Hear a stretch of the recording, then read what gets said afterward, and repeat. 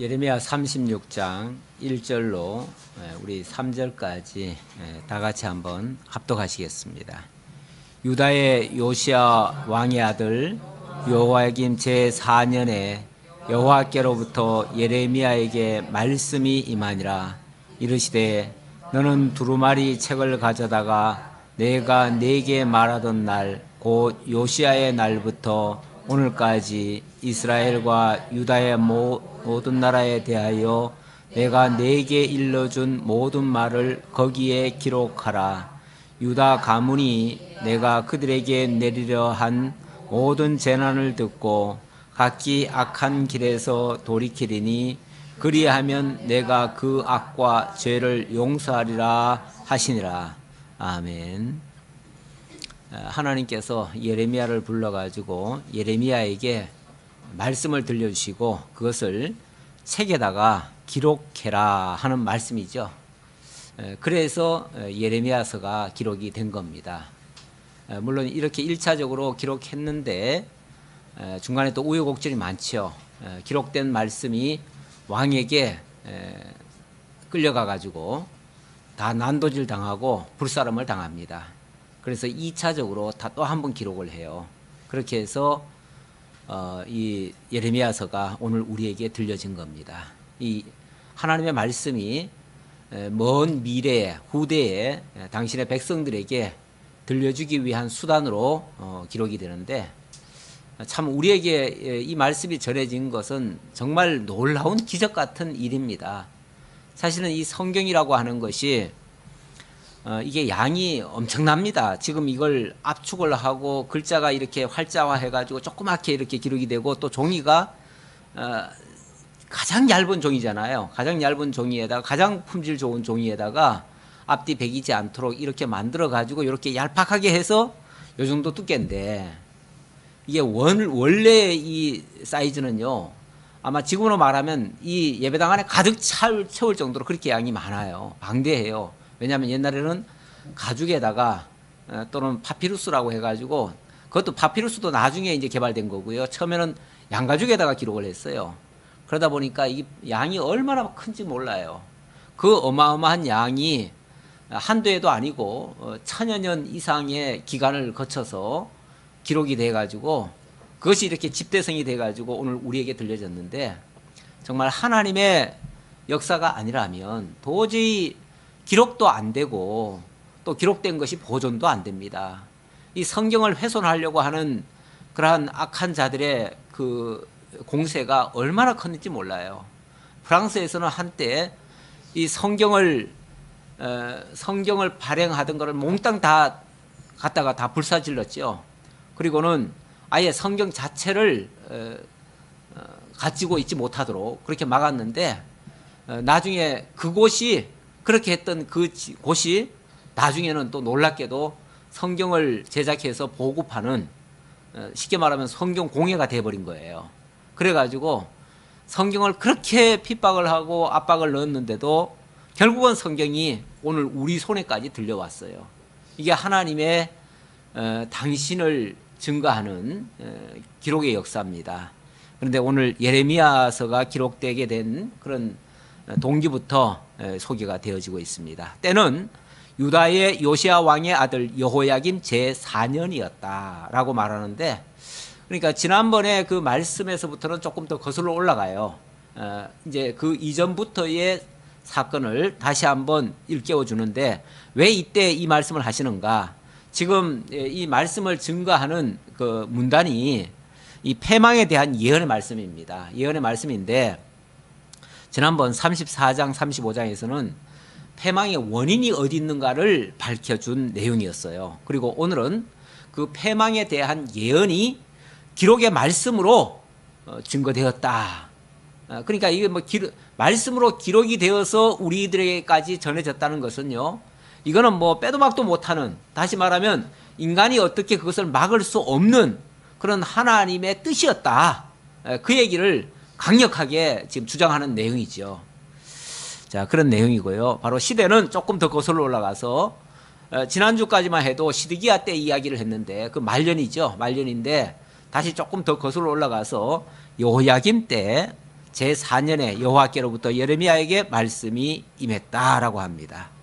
자, 어떻게 임했는가? 이르시되 너는 두루마리 책을 가져다가, 이 두루마리 양피죠. 그 양피를 가져다가 내가 네게 말하던 날, 곧 요시야의 날부터 오늘까지, 요시야의 날부터 오늘까지, 요시야라 그러면 한참 더 거슬러 올라가는 얘기예요. 그러니까 이스라엘 마지막 왕 때에 굉장히 격동기였잖아요. 그때가 이제 요시야 때로부터 시작해가지고 여호아스, 여호야김, 여호야긴, 시드기야 이렇게 이제 내려가는데, 그 네 아들에게 이게 물려졌다가 다시 손자한테까지 갔다가 그 다음에 손자에게 다시는 이제 네 자손이 없을 거다. 자손에게는 이제 왕위를 안 물려줄 거다라고 해놓고는 다시 아자비에게로 넘어가요. 이렇게 아자비로 넘어가는데 그게 바로 시드기야입니다. 그 아자비가.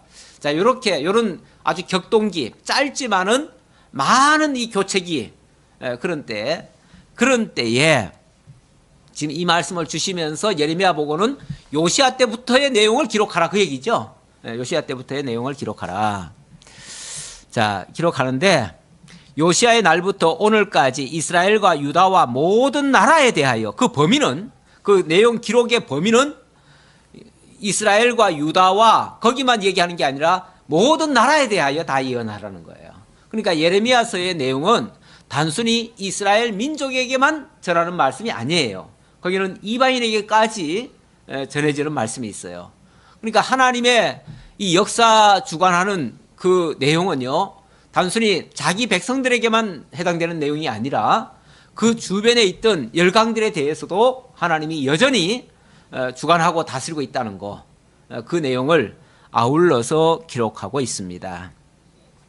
자, 그러면서 이거는 혹이 난데요. 이 말씀을 기록한 목적 중에 하나가 뭐냐면, 유다 가문이 내가 그들에게 내리려 한 모든 재난을 듣고 각기 악한 길에서 돌이키리니 그리하면 내가 그 악과 죄를 용서하리라 하시니라. 이거는 하나님의, 어찌 보면 이 말씀을 기록하고 그 백성들의 회개를 촉구하면서 혹이라도 너희들이 만약에 이 말씀을 듣고 회개한다면 내가 이것을 돌이켜주겠다라고 말씀하셨다는 거예요. 거기까지 얘기를 했는데, 물론 이것은 이제 하나님께서 그들에게 기회를 주신 거죠. 주신 거고, 그러나 그들이 이 말을 듣고 회개를 합니까? 돌아옵니까? 안 돌아오니까 결국은 이 말씀 그대로 이루어지죠. 그러니까 하나님께서는 가정법으로 네가 이렇게 한다면 내가 이렇게 해주겠지만, 결론은 뭐예요? 안 하니까 내 뜻대로 하겠다. 이제 그 얘기죠. 그러니까 이렇게 말하는 이유는 뭐냐면, 이렇게 내가 너희들을 이렇게 망하게 하더라도 이거는 내 책임이 아니라 누구 탓이다? 너들 죄 때문이다 라는 걸 강조하는 거죠. 그러니까 하나님은 그들에게 말을 못하게끔, 핑계 못 대도록, 이거는 하나님이 우리를 사랑하신다면서 왜 우리를 이렇게 망하게 하십니까? 이 말도 못하도록. 왜? 너들이야. 나는 너에게 기회 주었어. 근데 너들이 안 돌아왔잖아. 그러니까 너들이 당할 수밖에 없어 라고 말씀하는 거죠. 이 다음에 천국에도 하나님 보좌 앞에서도 아마 그런 광경이 비슷하게 나타날 텐데, 하나님께서 마지막 백보자 심판할 때에 어떤 사람은 그럴 거예요. 왜 하나님은 나한테, 날 사랑한다면서 왜 나한테 복음도 안 전해주고 날 못 믿게 해가지고 내가 이렇게 못 믿도록 만드십니까? 그런 말 못하도록. 그래서 자기 입으로 자백하고, 하나님께서 그렇게 우리를 사랑하시고 그렇게 정말 돌아오라고 하셨는데 제가 못했나이다. 죄송합니다. 그리고 자기 발로 지옥 가도록 그렇게 만드신 거라는 거죠. 우리 하나님이, 그러니까 아무도 핑계치 못할지니라, 아무도 핑계치 못하도록 기회는 다 줘요. 모든 사람들에게. 그래서 회개하고 천국에 가까웠느니라, 회개하고 돌아와라. 다 기회 주죠. 기회는 주지만 아무나 돌아옵니까? 정말 하나님의 택한 백성 외에는 돌아올 수가 없는 거죠. 그 대신 못 돌아오는 자들은 하나님 앞에 핑계치 못하도록 그렇게 모든 기회는 다 공정하게 주시고, 그들의 돌아오지 않음으로 말미암아 핑계하지 못하고 자발적으로 망하도록 그렇게 하나님이 하시는 섭리가 쉽게 말하면 이런 내용이에요. 원리적으로 이렇다 그 말이에요. 그래서 유다 가문 보고 악한 길에서 돌이키리니 그리하면 내가 악과 죄를 용서하리라 하시니라 했는데 1차적으로는 그들이 안 돌아옵니다. 안 돌아오니까 망하지요. 근데 이제 2차적으로는 이제 끌려간 백성들은 어떻게 되는가? 그들은 마지막에 물론 70년 후입니다. 70년 후에는 그들이 회개하고 이 말씀대로 하나님이 하시는구나 라는 걸 그제서야 깨달은 사람들이 하나님께로 돌아옵니다. 그래서 마지막에는 결국은 자기 백성들, 그들이 진짜, 그래서 그들을 뭐라고 그랬냐면 남은 자들 이런 표현을 해요. 그 남은 자들은 하나님의 구원에 속한 자들이에요. 그들은 하나님께서 돌아오게 하실 거예요. 자, 그래서 그렇게 함으로써 그들의 악과 죄를 용서하리라 하시니라. 그러니까 결국에 이 말씀이 둘 다 이루어져요. 안 믿는 자들에게도 이루어지고 믿는 자 끝까지 남은 자들에게도 이루어지고 그렇게 말씀을 드릴 수 있겠습니다. 자, 이 말씀을 듣고 이제 드디어 역사가 시작됩니다. 성경 기록의 역사가 시작됩니다. 이에 예레미야가 네리야의 아들 바룩을 부르매 바룩이 예레미야가 불러주는 대로 여호와께서 그에게 이르신 모든 말씀을 두루마리 책에 기록하니라. 예레미야가 직접 기록을 다 한 건 아니에요. 일부는 기록했겠지만 일부는 그 서기관 바룩을 통해서 기록을 했습니다. 그래서 바룩에게 다 일일이 불러줘요. 불러주면 바룩은 서기관이기 때문에 서기관은 글씨를 잘 쓰잖아요. 그래서 불러주는 그대로 기록을 하는 거죠. 예, 그렇게 해서 기록하니라. 이제 그렇게 바룩이 하게 된 이유는 뭐냐면 지금 예레미야가 자유의 몸이 아니에요. 자유의 몸이 아니고 감옥에 갇혀 있어요. 5절 예레미야가 바룩에게 명령하여 이르되 나는 붙잡혔으므로 여호와의 집에 들어갈 수 없으니 너는 들어가서 내가 말한 대로 두루마리에 기록한 여호와의 말씀을 금식일에 여호와의 성전에 있는 백성의 귀에 낭독하고 유다 모든 성읍에서 온 자들의 귀에도 낭독하라. 이걸 이제 기록하게 한 이유는 뭐냐면 나는 지금 감옥에 갇혀 있으니까 물론 직접 기록하기도 힘들고 또 기록을 해도 그걸 또 전달을 해줄 방법이 없어요. 그러니까 네가 내 대신 내가 불러준 이 말을 가지고 이제 백성들한테 선포해라 그 말이에요. 선포하는데 가장 효과적인 방법은 많은 사람들이 모였을 때 해야 될 거 아니에요. 그러니까 금식일이면은 사람들이 성전을 많이 찾아옵니다. 찾아오니까 그때 거기서 이제 많은 백성들 앞에서 그걸 낭독해라 그 말이죠. 그러니까 네 말을 전하는 게 아니라 예레미야가 들려줘서 기록된 그 말씀, 그건 이제 하나님의 말씀이죠. 그게 이제 앞으로의 그 경고의 말씀이에요. 그거를 네가 가서 들려줘라. 뿐만 아니라 유다의 모든 성읍에서 온 자들의 귀에도 낭독하라. 그랬으니까 많은 사람들에게 어쨌든 그게 전달되도록 하라 그 말이죠. 그들이 여호와 앞에 기도를 드리며 각기 악한 길을 떠나리라. 여호와께서 이 백성에 대하여 선포하신 노여움과 분이 크니라. 지금 하나님이 엄청나게 우리 말로 하면 하나님 엄청나게 지금 화나셨어. 그랬으니까 이 말씀 빨리 전해가지고 백성들이 그 중에 정말 깨달은 사람이 있다면 빨리 회개하고 돌아오도록 해야 돼. 안 그러면 다 망해. 지금 그 얘기죠. 그렇게 이제 경고를 하라는 거죠. 그래서 8절 네리야의 아들 바룩이 선지자 예레미야가 자기에게 명령한 대로 하여 여호와의 성전에서 책에 있는 여호와의 모든 말씀을 낭독하니라. 그래서 그 성경책이 낭독이 되어졌습니다. 자, 어떻게 됐을까요? 발칵 뒤집혔죠. 발칵 뒤집혔죠. 왜냐하면 이스라엘 민족은 역대로부터 항상 하나님의 은혜 속에서 평안하고 항상 복된 소식만 듣고 이렇게 좋게만 이제 지내오는 줄로 알고 있었는데 갑자기 이 나라가 망한다는 거죠. 한마디로 그 내용이 뭐겠어요? 망한다는 내용이에요. 망하는 것도 그냥 망한다 정도가 아니라 아주 구체적으로 이제 바벨론이라고 하는 나라가 너희들 나라를 쳐들어올 거다. 와가지고 너희들을 이렇게 에워쌀 것이고 너희들을 포로 잡아갈 것이고 너희들을 이렇게 죽일 것이고 그래서 자녀들까지 다 끌려가고 나중에 너희 1세대들은 쉽게 말하면 그 포로지에 가서 다 죽고 그리고 그 후대들이 이제 나중에 회개하고 돌아오게 될 것이다. 이런 식의 이제 내용이에요. 그러니까 사실 그런 소리 듣고 좋아할 사람이 누가 있겠습니까? 특히 지도층에 있는 사람들은 그 백성의 그 생명권을 쥐고 있는데 그들의 이 원래 지도자들의 사명은 뭐냐면요. 백성들의 안위를 지켜줘야 돼요. 백성들의 생명을 지켜줘야 되고 백성들의 그 재산을 지켜주는 것이 지도자들의 어찌 보면 책무예요. 책무인데 지금 이렇게 나라가 어이없이 망하게 되어졌고 어찌 보면 그 원인 중에 하나가 바로 이 지도자들의 타락과 또 백성들의 어리석은 그런 따름에 쫓음에 달려 있다라고 하니까 엄청나게 이게 충격이 왔지요. 그래서 9절 유다의 요시야 왕의 아들 여호야김의 제5년 9월에 예루살렘 모든 백성과 유다 성읍에서 예루살렘에 이른 모든 백성이 여호와 앞에서 금식을 선포한지라. 드디어 이제 제5년 9월에 그러니까 이게 제4년에 이 말씀을 기록하라고 했는데 제5년 9월에 가서 이제 이 선포가 되는 거예요. 이게 그러니까 짧은 얘기 같지만 장기간에 걸쳐서 말씀이 기록이 되고 그것이 이제 어느 날 딱 잡아가지고 이제 선포가 되는 거예요. 그러니까 상당한 준비 기간이 있었다고 볼 수도 있죠.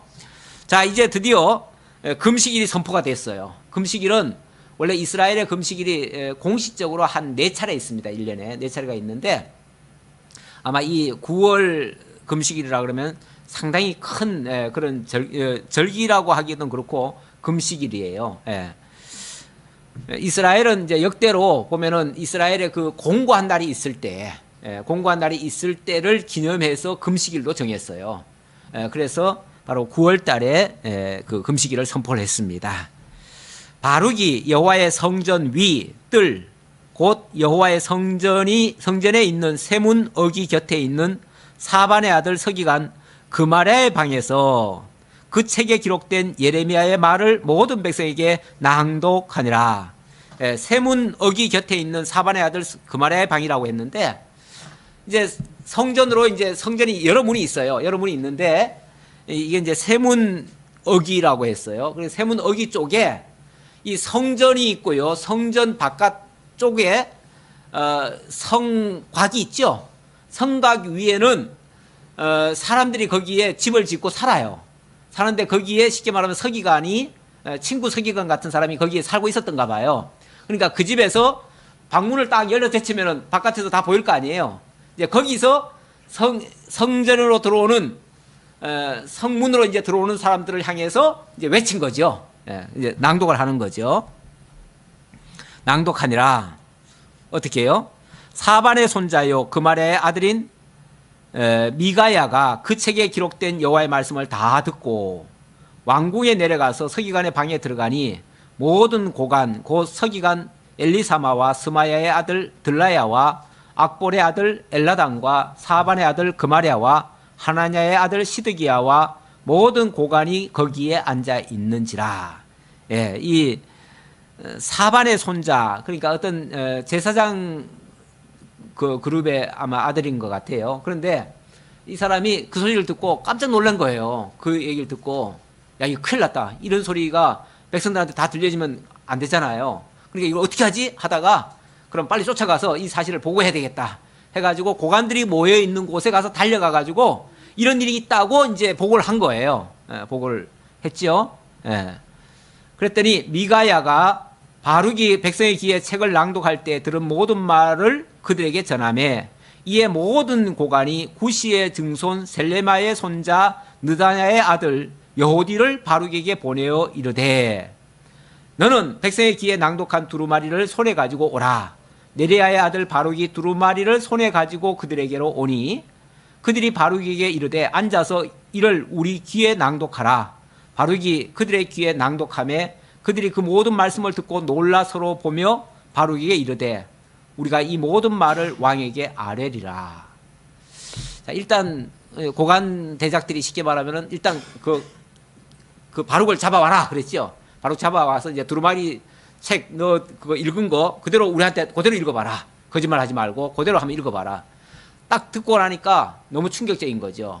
그러니까 이 사실을 우리가 왕에게 그대로 보고하겠다라고 이제 일단 얘기했어요.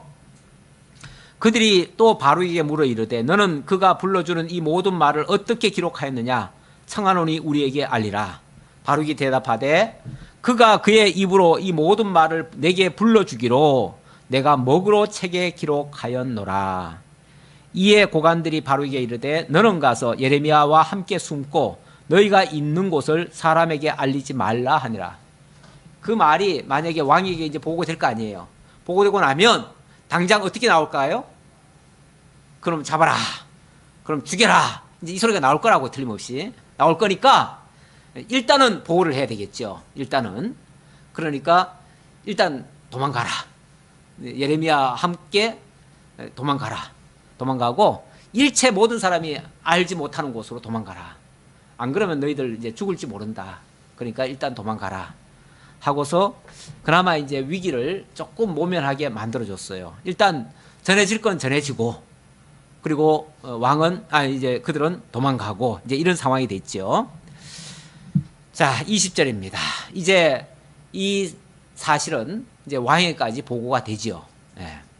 그들이 두루마리를 서기관 엘리사마의 방에 두고 뜰에 들어가 왕께 나가서 이 모든 말을 왕의 귀에 아뢰니 왕이 여호디를 보내어 두루마리를 가져오게 하매 여호디가 서기관 엘리사마의 방에서 가져다가 왕과 왕의 곁에 선 모든 고관의 귀에 낭독하니 일단은 이제 그 두루마리를 안 가져갔었는데 왕이 당장 그거 가져와라 그런 거죠. 그래서 그걸 이제 찾아와 가지고 한번 다 읽어봐라. 그래서 읽었어요. 22절 그때는 9째 달이라. 이제 드디어 이제 금식달이 됐다 그 말이죠. 9째 달이라. 이 9째 달이라는 말 속에는 이제 거기 겨울 궁전 얘기가 나오는 거 보니까 그때 그 상황을 얘기하는 거예요. 그때 그 상황이 이제 아마 초겨울에 들어왔던가 봐요. 초겨울에 들어오니까 날씨도 쌀쌀하고 날씨 쌀쌀하니까 당연히 거기에 이제 화로가 이제 불 피워져 있어요. 그런 이제 어떤 전경을 지금 얘기하고 있죠. 불 피운 화로가 있더라. 여호디가 서너 쪽을 낭독하면 서너 쪽 낭독하니까 왕이 이제 한쪽 낭독하고 이제 내려놨을 거 아니에요. 내려놓으니까 그것을 왕이 딱 가져가더니 면도칼로 그걸 쫙쫙 찢어요. 쫙쫙 찢어요. 찢어가지고는 불에 던져서 그것을 연하여 베어 화로불에 던져서 두루마리를 모두 태웠더라. 결국 하나님의 말씀을 태워버리는 거죠. 태워버린다는 거는 그 말씀을 거부하는 행위죠. 그렇게 이제 인정을 안 하고 하나님의 말씀, 하나님의 경고의 말씀인데 인정을 안 하고 태워버렸습니다. 왕과 그의 신하들이 이 모든 말을 듣고도 두려워하거나 자기들의 옷을 찢지 아니하였고 엘라단과 들라야와 그러니까 왕은 그걸 하룻불에 태워버리고 다른 모든 고관 대략들은 그 옆에서 두려워 떨거나 그것 때문에 막 옷을 찢거나 막 괴로워하거나 이래야 되는데 그러지도 않았다 그 말이죠. 그러니까 어찌 보면 다 같은 공범이에요. 다 같이 지금 하나님이 책망할 때 되면은 아마 다 같이 죄인이 되는 거죠. 엘라단과 들라야와 그마랴가 왕께 두루마리를 불사르지 말도록 아뢰어도 왕이 듣지 아니하였으며 그 이제 몇몇 사람들은 아마 얘기했던가 봐요. 왕이요 그래도 이게 하나님의 말씀이라는데 태우면 안 되지 않습니까? 좀 태우지는 마시고 한번 다 그냥 들어봅시다. 뭐 아마 이렇게 권고를 했을 텐데 그냥 들은 척도 안 하고 다 태워버리는 거죠. 왕의 아들 여라무엘과 이스라엘의 아들 스라야와 압디엘의 아들 셀레마에게 명령하여 서기관 바룩과 선자 예레미야를 잡으라 하였으나 여호와께서 그들을 숨기셨더라.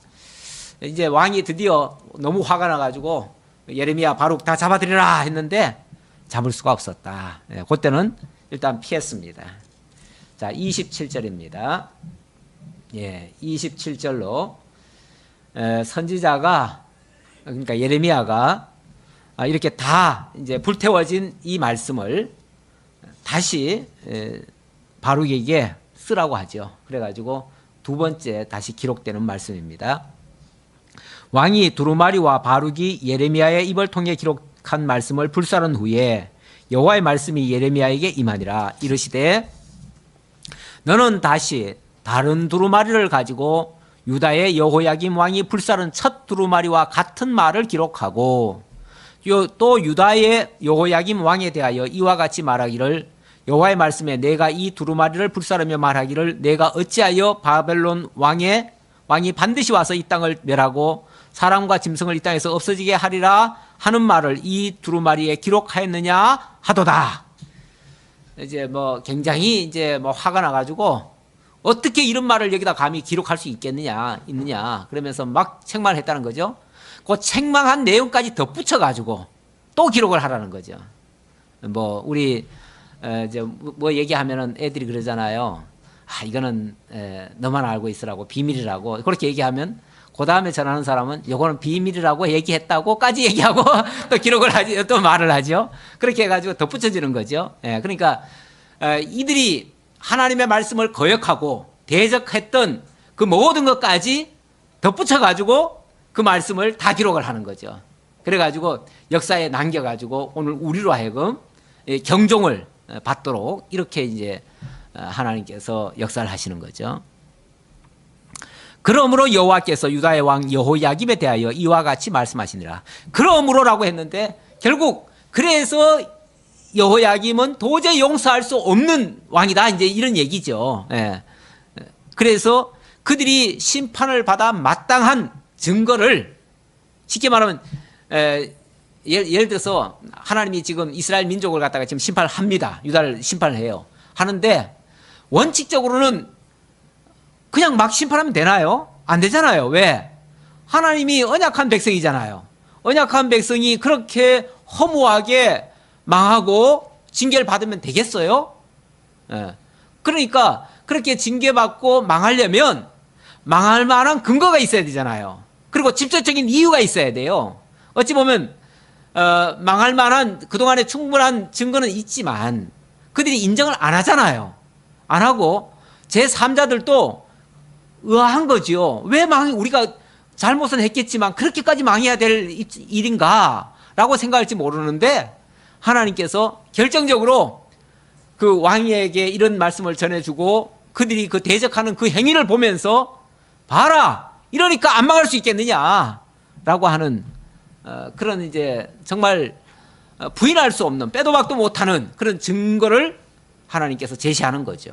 그래서 그러므로라고 표현한 거예요. 그러므로 이들은 망할 수밖에 없다 그 말이죠. 어떻게 망하는가? 그러므로 여호와께서 유다의 왕 여호야김에 대하여 이와 같이 말씀하시니라. 그에게 다윗의 왕위에 앉을 자가 없게 될 것이요. 여기서 이제 더 이상의 그 자손들에게 왕위가 물려가지 않을 것이다. 이렇게 이제 선언을 하는 거죠. 얻게 될 것이요. 그의 시체는 버림을 당하여 낮에는 더위, 밤에는 추위를 당하리라. 내가 그와 그의 자손과 신하들을 그들의 죄악으로 말미암아 벌할 것이라. 내가 일찍이 그들과 예루살렘 주민과 유다 사람에게 그 모든 재난을 내리리라 선포하였으나 그들이 듣지 아니하였느니라.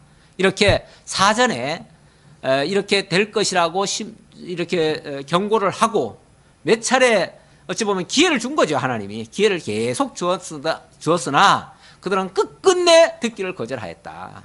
그러므로 이렇게 안 할 수가 없다. 그래서 가장 비참한 죽음을 맞이할 것이다 라고 하는 그런 예고의 말씀이죠. 이에 예레미야가 다른 두루마리를 가져다가 네리야의 아들 서기관 바룩에게 주매 그가 유다의 여호야김 왕이 불사른 책의 모든 말을 예레미야가 전하는 대로 기록하고 그 외에도 그 같은 말을 많이 더 하였더라. 참 이 성경이라고 하는 게 참 기록이 돼가지고 오늘 우리에게까지 전달이 됐는데 정말 그 세세하게 그런 내용을 어떻게 이렇게 자세하게 기록을 했을까 싶은데 철저하게 성령의 감동으로 하나님께서 들려주셔서 또 선지자가 증거하고 그것을 또 기록자가 기록하고 이렇게 했다는 것을 그 과정을 우리들에게 이제 지금 보여주는 그런 장면입니다. 정말 빈틈이 없어요. 한번 불 싸질러도 하나님이 기억고 또 덧붙여 가지고 하나님께서 그 기록을 하게 만들고 결국 우리에게 그 과정까지 세세하게 들려주시는 하나님. 성경이 정말 하나님의 말씀인 것을 다시 한번 우리들에게 증명을 하고 있습니다. 자, 이제 37장으로 넘어가면 계속해서 이어지는 말씀인데요. 이렇게 어찌 보면 포악한 이 여호야김 왕이 여기는 시드기야로 넘어가나요? 네. 37장 요시야의 아들 시드기야가 여호야김의 아들 고니야의 뒤를 이어 자, 그런데 이제 어느 정도 세월이 좀 지났어요. 지났고 여호야김은 이 여호야김은 사실 그 뭡니까? 여호야김은 여호아하스 다음에 세워진 왕이죠. 이 여호야김 왕은 원래 애굽이 요시야 때에 요시야가 갑자기 망하죠. 갑자기 애굽의 바로가 그때는 아수르를 치러 올라가려고 하는데 길을 막다가 그만 죽임을 당합니다.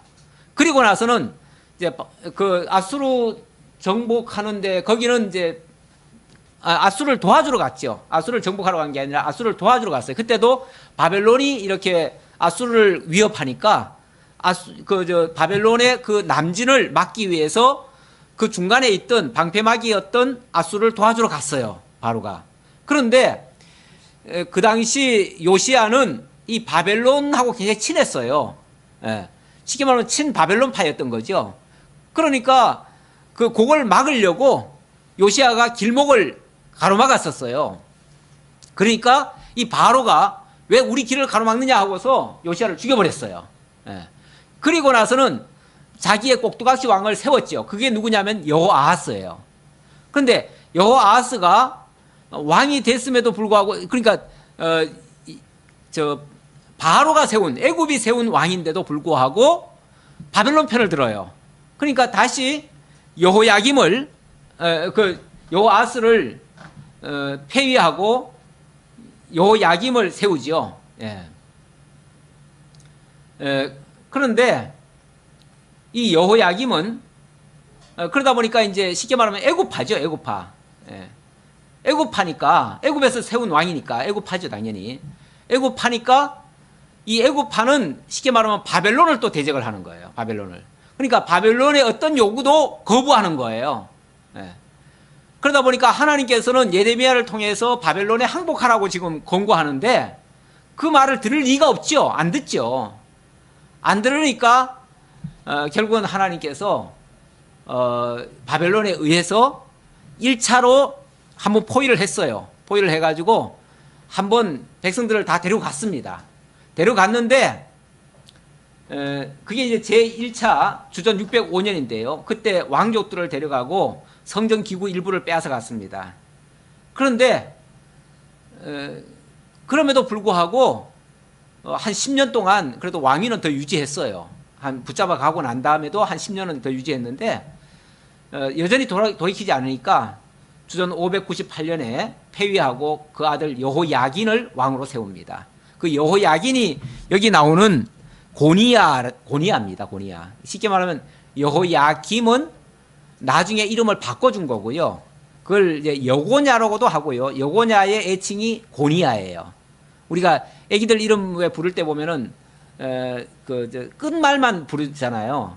여고냐인데 고니야가 된 거죠. 쉽게 말하면 앞에 여자는 빠지고 그래서 이제 고니야라고 이제 불렀는데 어쨌든 여호야김의 아들 이제 손자 요시야한테는 이제 손자뻘이 돼요. 손자뻘이 되는데 지난번에 뭐라고 그랬습니까? 이제 그 왕위가 더 이상은 이제 안 내려갈 거다라고 했는데 그러다 보니까 이 여호야김에게까지는 왔지만은 더 이상 안 내려가요. 그리고 이제 대가 끊겨요. 그리고는 이제 더 이상 나중에는 이 고니야가 왕이 됐다가 3개월 만에 붙잡혀 가거든요. 3개월 만에 붙잡혀 가니까 왕을 세울 사람이 없잖아요.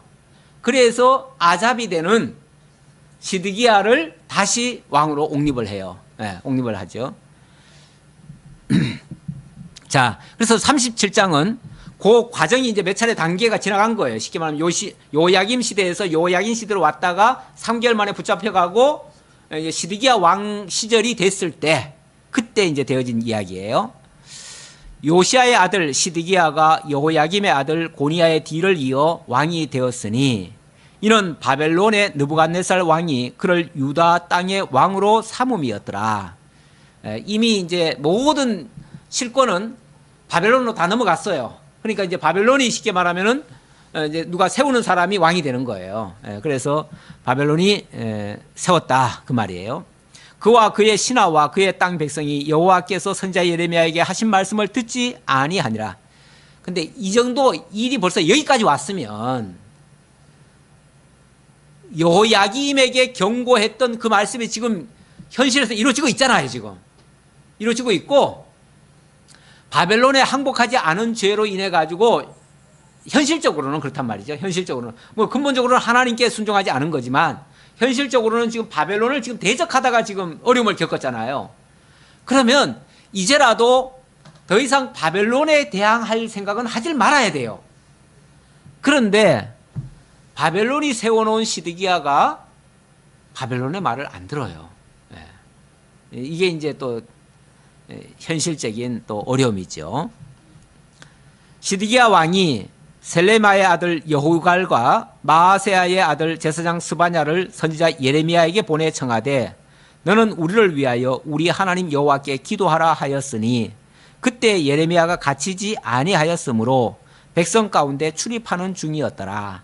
그러니까 그 전에는 여호야김 때는 잡혔었고요. 갇혔었고요. 그 다음에 이제 쉽게 말하면 바벨론이 와가지고 포로 다 잡아갔잖아요. 세상이 뒤집어졌어요. 뒤집어지고 나니까 예레미야가 다시 나와가지고 지금은 쉽게 말하면 바벨론 시대인 거예요. 아직 왕은 유다의 시드기야라고 하는 왕이 세워졌지만 어찌 보면은 괴뢰 정부죠. 다시 말하면 꼭두각시 왕이죠. 꼭두각시 왕. 꼭두각시 왕이니까 사실 표면적으로는 바벨론을 대항할 수가 없어요. 그러니까 그동안 바벨론에게 어찌 보면 우호적인 표현, 정치적으로 말하면 바벨론에게 우호적인 말을 했던 사람이 예레미야잖아요. 그러니까 그전에는 그것 때문에 억압을 받고 도망을 다녔지만 이제는 그 말대로 됐기 때문에 이제는 억압받은 상황이 아니에요. 그래서 이제 풀어놓고 마음대로 이제 다니던 시절이에요. 그러니까 시드기야가 예레미야를 불러가지고 예레미야한테 쉽게 말하면 부탁을 하는 거죠. 이 어려운 현실을 극복하기 위해서 부탁을 하는 거죠. 자, 뭐라고 부탁합니까? 너는 우리를 위하여 우리 하나님 여호와께 기도하라 이렇게 말하죠. 그러니까 근본적인 문제점을 깨닫고 회개하고 뉘우치면 될 일인데 사실은 그렇죠. 근원적인 문제점을 파악했다면 그 문제에 대한 접근이 좀 용이할 텐데 문제는 시드기야는 그 근원적인 문제는 아직까지 해결을 못하고 있어요. 거기에 대한 문제점을 의식을 못하고 있어요. 그러다 보니까 당장 뭐만 해달라고요? 당장 이 위기만 모면하게 해달라 이제 이거지요. 근원적으로 우리가 하나님께로 돌아가겠습니다. 우리가 그동안 정말 잘못했습니다. 회개합니다. 정말 이제는 하나님 말씀대로 살겠습니다. 이렇게 나오면 될 텐데 문제는 그렇게는 하지 못하고 당장 어쨌든 예레미야의 말대로 지금까지 다 된 거 보니까 예레미야의 말이 헛말은 아니에요. 그러니까 네가 그렇다면 네가 우리를 위해서 하나님께 좀 기도해다오. 그러면 이 문제가 좀 해결되지 않겠느냐. 이 자꾸 사람들은 현실적인 어려움만 돌파하기 위해서 기도해달라고 그래요. 사실 기도해달라는 말이 나쁜 말은 아닌데요. 근원적인 치료를 원하지를 않는 말이에요. 당장 어떤 문제, 다급한 문제, 현실적인 그 어려움만 돌파하고자 하는 그 바람에서 나오는 말들이 기도해달라. 이런 표현이 많아요. 그러니까 기도라고 하는 거는 우리가 꼭 필요합니다. 정말 간절히 어떤 문제에 대한 것도 이야기를 하고 또 가장 그걸 통해서 근원적으로 하나님의 뜻을 찾고 이거는 필요한 이야기인데 너무 현실적인 것만 추구하면 근원적인 문제 해결은 안 되는 거예요. 그리고 우선 이제 현실만 도피되는 거죠. 현실 도피라고 하는 거는 그 순간은 모면이 되겠지만 근본적인 문제 해결은 안 돼요. 그러니까 치료 방법은 아니에요. 근원적인. 어쨌든 그런 상황입니다. 그런 상황에 지금 있다는 것을 말씀드리고요. 여호와의 말씀이 자 그럴 때 뭐라고 그랬습니까? 5절입니다. 바로의 군대가 애굽에서 나오매 예루살렘을 에워쌌던 갈대아인이 그 소문을 듣고 예루살렘에서 떠났더라. 자, 이건 무슨 소리냐 하면요. 제가 오늘 이제 지도를 좀 안 그리려고 했는데 잠깐 한번 그려놓고 봅시다. 그 당시 정치적인 상황을 우리가 이해를 하지 않으면은 이게 설명이 잘 안 되는 내용이에요. 그래서 이런 상황을 얘기해야 되는데, 그 당시 패권은 쉽게 말하면 애굽이죠. 애굽과 이 북쪽 이쪽은 전체가 다 지금 바벨론이 지금 장악을 했어요. 장악하고 바벨론이 지금 계속 지금 내려오는 중이에요. 내려오는 중인데 결국은 이스라엘도 바벨론에 점령이 돼버렸어요. 지금 됐으니까 사실 애굽으로서는 굉장히 지금 이 바벨론을 경계하고 있어요. 세계를 제패하려면은 이 바벨론이 쳐내려오는 것을 막아야 돼요. 그런 입장이에요. 근데 지금 요 중간에 있던 여기, 그러니까 이게 한때는 자기들의 위성국가였는데 지금은 시드기야가 쉽게 말하면 바벨론의 지금 위성국가가 된 거예요. 됐는데 표면적으로는 시드기야가 바벨론이 세운 왕이지만 내심 바벨론에게 지금 종속당하고 있는 게 너무 괴로운 거예요. 힘든 거예요. 그러니까 몰래 애굽한테 요청을 했어요. 뭐라고 요청했냐면 우리를 좀 도와다오. 우리가 지금 너무 쉽게 말하면 이들의 행포에 시달린다. 우리 선왕도 쉽게 말하면 잡혀갔고 우리 지금 여호야김 고니야도 지금 잡혀갔고 그러니 너희들이 좀 도와다오 그랬어요. 근데 쉽게 말하면 여기 바벨론이 계속 위협하느라고 성을 에워싸고 압박을 넣고 있어요. 지금 압박을 넣고 있는 중인데 몰래 사람을 보낸 거예요. 애굽에다가 보내가지고 애굽에서 군대가 올라왔어요. 시드기야의 요청을 받고 올라오는 소식을 듣고 일시적으로 바벨론 군대가 약간 뒤로 물러갔어요. 그 시점을 얘기하는 거예요. 그런 상황이다. 그래서 어디 몇 절입니까? 5절.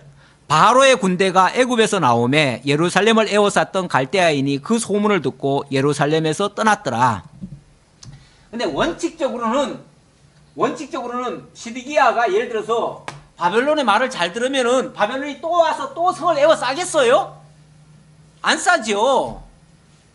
그러니까 예레미야는 계속해서 그동안 선왕도 이렇게 하다가 자꾸 망하니까 이제는 반역하지 마십시오. 그냥 저 바벨론이 요구하는 대로 그냥 항복하십시오.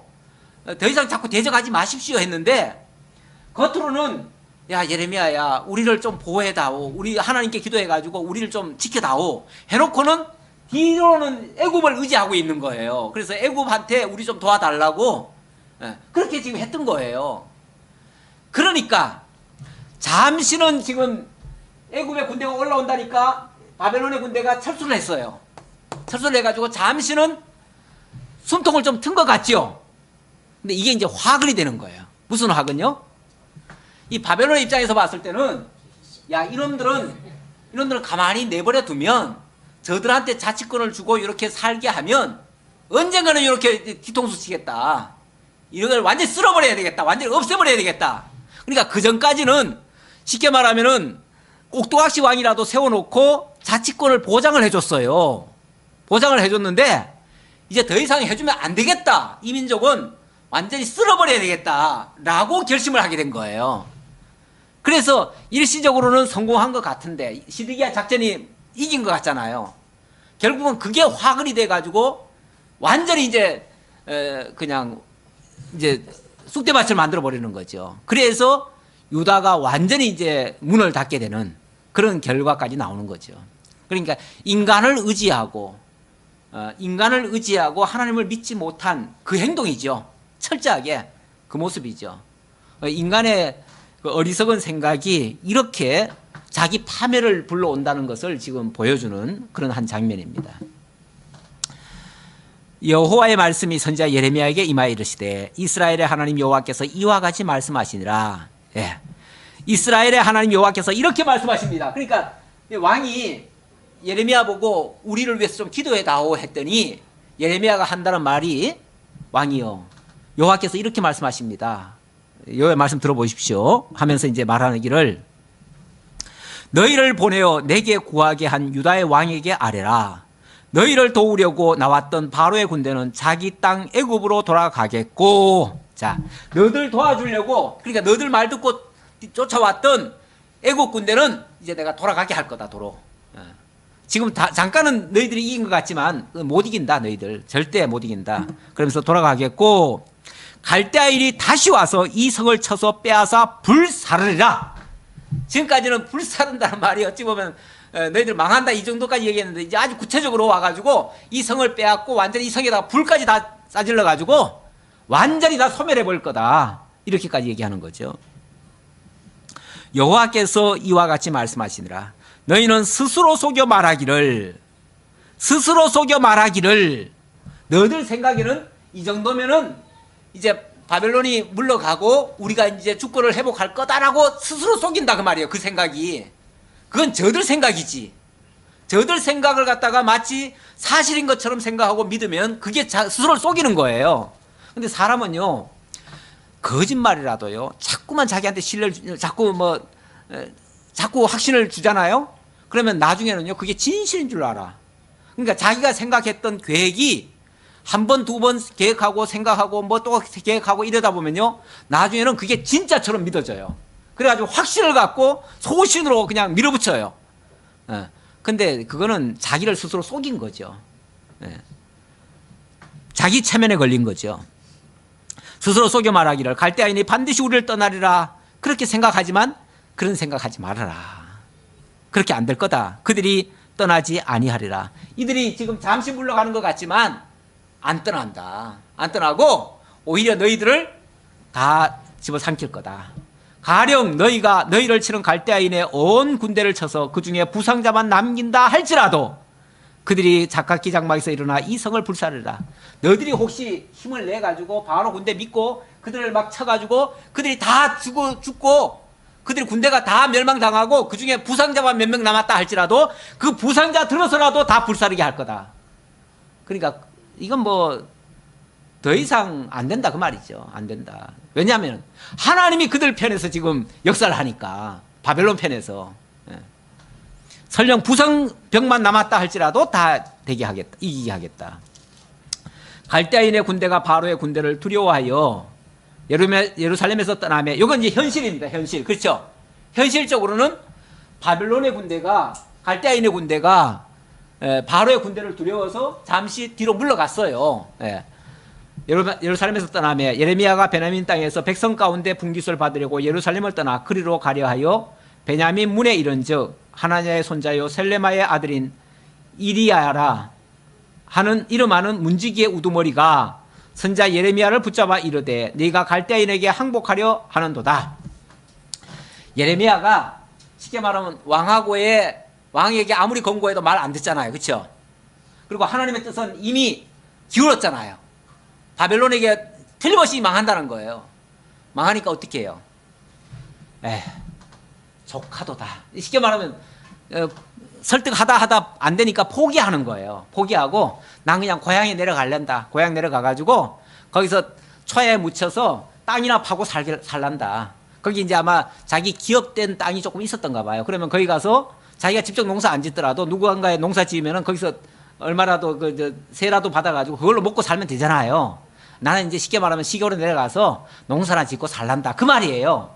그렇게 하고 이제 모든 기대는 다 포기하고 고향으로 내려갔어요. 내려가는데 저놈 도망간다. 저놈 이제 바벨론한테 쉽게 말하면 우리 정보를 넘겨주고 도망간다. 이렇게 이제 생각을 한 여기 이리야라고 하는 사람이 문지기의 그 우두머리가 쫓아가가지고 예레미야를 붙잡아 오는 거예요. 쉽게 말하면 지금으로 말하면 저놈이 간첩이다. 저놈이 갈대아인의 간첩이다. 우리나라의 정보를 다 팔아먹고 지금 도망간다. 저놈 잡아라. 그런 거죠. 예레미야가 이르되 거짓이다. 네 말은 거짓말이다. 그 말이죠. 네가 그렇게 생각하는 것은 거짓이다. 나는 갈대아인에게 항복하려 하지 아니하노라. 이리야가 듣지 아니하고 예레미야를 잡아 고관들에게로 끌고 가매 고관들이 노여워하여 예레미야를 때려서 서기관 요나단의 집에 가두었으니 이는 그들이 이 집을 감옥으로 삼았음이더라. 예레미야가 여러 뚜껑 씌운 웅덩이에 들어가 삼았습니다.